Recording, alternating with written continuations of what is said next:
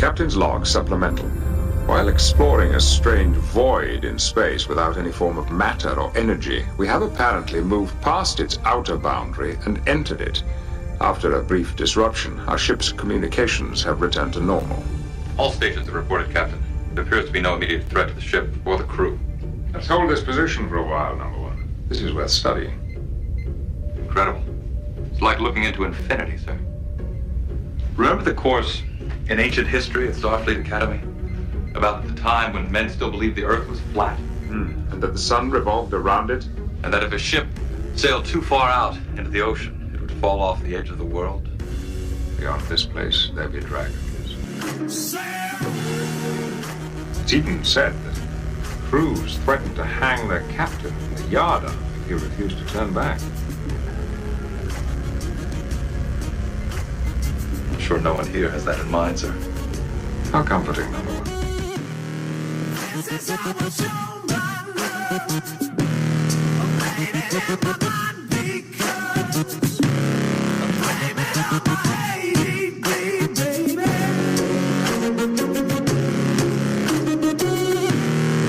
This is how an angel goes. I'm blaming on my own supply. Blaming on my ADD, baby.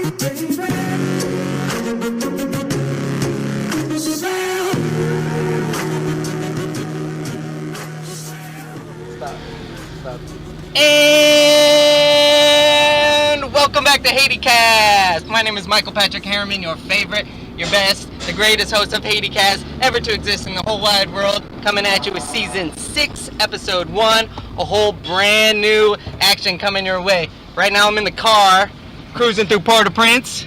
This is the crazy market here. I don't know how much you guys can see or what's going on, but I'm going to try something a little bit new this time. We're going to do a little bit of visual and along with the audio. So I'll release the audio on iTunes, but I'm also going to put video on YouTube. So we're going to do a little bit of cross-mogination. So I got the audio, boop, boop, and then I got the video, boop, boop. And then we're in the car here. We'll drop the location. We got Tatan and the driver Loulou. and the driver Loulou. I don't know if you can see him, he's kind of white. Yeah. Alright, I'm just holding the camera, you know.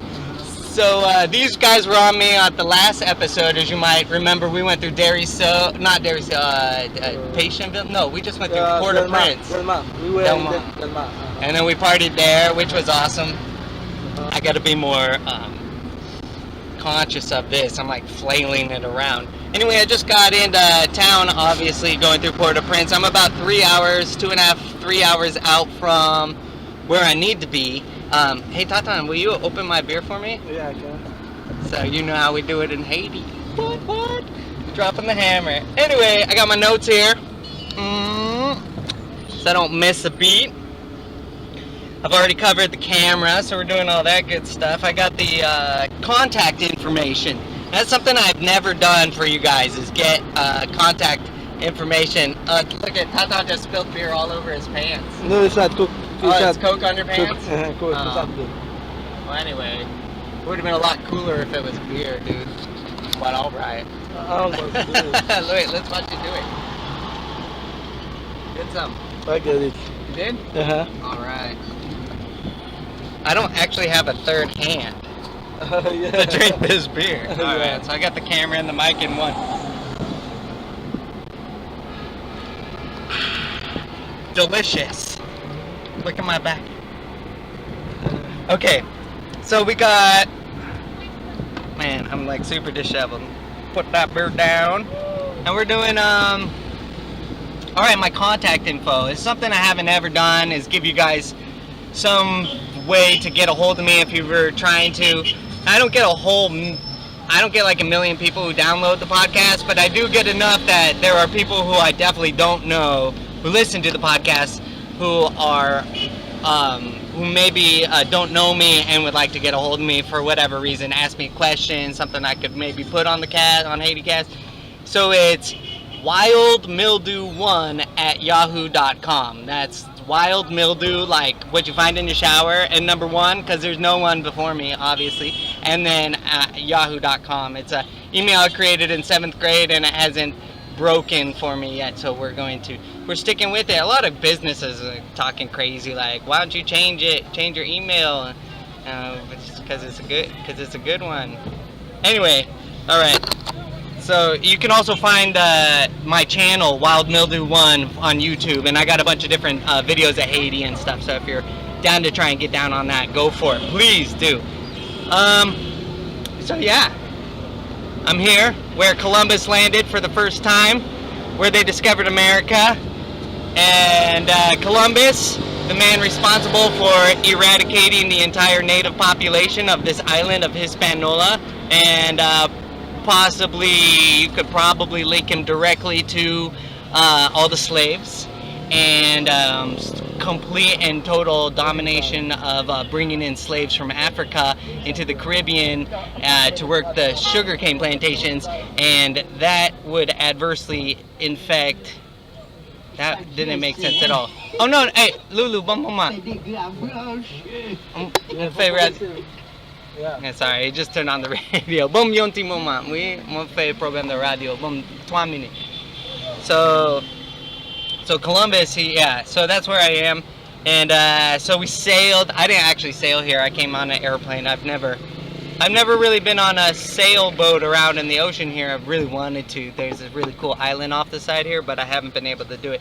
So welcome to Columbus's home. And yeah, they don't really look too highly upon Columbus here, since he like chopped off many people's arms and stuff when they weren't getting him gold, and he basically brought like disease, and he killed the native population. But without Columbus, we wouldn't have all these people here. Like, all these people are direct descendants from slaves. Haiti, and I'm sure I mentioned this before, is the only successful black slave revolt. So they're the only ones that like won their freedom.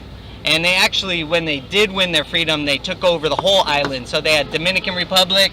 I'll give you guys something else to look at. So they had Dominican Republic, and they also had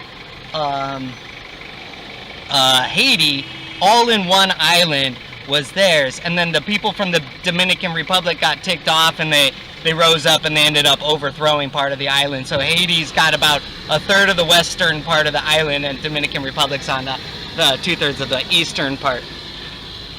But without Columbus, we wouldn't have had that. But we wouldn't have had the Pirates of the Caribbean, Jack Sparrow, right?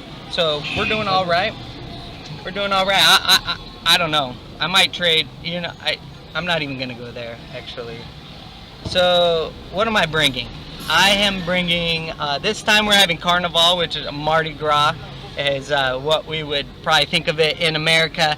But it's Fat Tuesday, and they celebrate that for maybe 2 weeks before, pardon me, for like 2 weeks before actually Fat Tuesday, to like throw down and make it happen.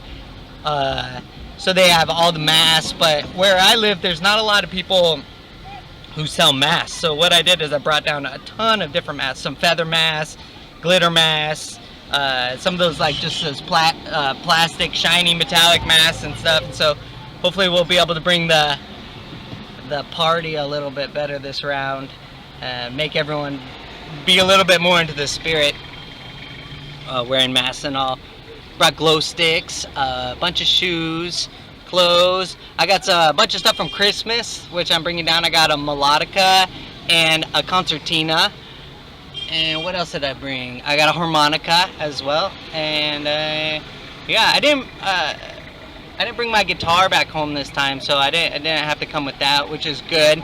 Which gave me an extra hand to bring some. I brought some shoes and some soccer balls and stuff on the side there. So I think we're doing all right. I'm sure I'm forgetting some awesome stuff, but you can get the basic gist of it. Right now I'm bringing a lot of creature comfort items, whereas before, this time of course I brought it. I bring like at least $100 in medicine every time, but you can tell by now, if you've been listening, each time I try and cover on the first episode what I'm bringing, but at this point it seems to me that I'm bringing more things that you just can't find here that would add to, like, what I said before, creature comforts.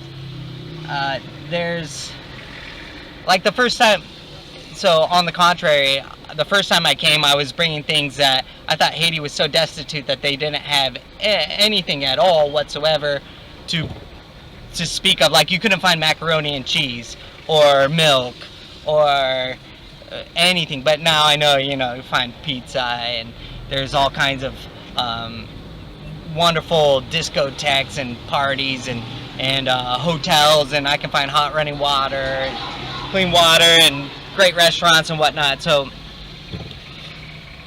what I'm kind of doing is I'm backfilling in and trying to make myself feel more comfortable at home. I'm gonna be here for about 2 months, a little bit longer than 2 months, probably like 5 days longer than 2 months. And that's I'm looking for my notes. That's a pretty big deal because it's one of my shortest visits that I've had in a while. Man, if you're listening to this audio, I feel bad because I'm tossing this pups around. You're bearing with me. It's my first time doing it, and this is exciting. This is fun. I'm loving it. Simple. All right, don't quote me on simple because I might get copyrighted on. But this is I just came. Nice. I love it. So I just came from Florida. I spent 3 nights there, 4 days, 3 nights at Feed My Starving Children convention, which was cool. A lot of rubbing elbows. I met a lot of people or different organizations who throw down here in Haiti, and they're gonna be able to ideally facilitate communications, and we'll be able to work with each other in the future. I did a bunch of networking. Ideally, it'll all come out in a positive note. Feed My Starving Children is a nonprofit organization that we buy all of our food from to feed the students at the school that I work in. I know. I'm getting all choked up, man. I'll feel poussiere. There's a lot of dust. It's just because we're in this. Look at that. I mean, you can pretty much imagine what I'm going through right now as far as like dirt and dust goes. And then there's a lot of it's not just like traffic pollution and air pollution, but there's also a lot of noise pollution as well. If a lot of honking the horns and a lot of music, and you heard that motorcycle go by without a muffler, so it gets a little wild. Anyway, so I'm coming from Florida, which makes my trip a bit more bearable this time. We're gonna go back to me. So because I come from Southern California, which is like 5 hours to Florida and then another 2 hours to Haiti. But I just did the 2 hours to Haiti. It's fantastic. So I was able to sleep in a bit today and get to the airport, and I feel a lot more energized than I believe I ever have when coming to Haiti. All right, yeah, I think that's gonna. I don't want to go too long because we're gonna go ahead and try and mix this one down and see what we can do. And again, it's my first time doing an audio and video mix, and we're gonna just go ahead and try it out. I look forward to your feedback. Please hit me up contact-wise, wildmildew1@yahoo.com. My name is Michael Patrick Harriman on Facebook as well, and I live in Petite Rivière de Nip, Haiti. So if you're trying to actually, I don't know that you can find me. I defriended all my Haitians on Facebook because they're totally crazy. They don't get it. They don't get Facebook at all, so they're not my friends. So I might have made I feel chaotic. I might have lost my train of thought. So I might have privatized my Facebook page. But anyway, if you're trying to get a hold of me, that email is the best way to do it, or leave me a YouTube comment and we'll get it going. All right, rock and roll.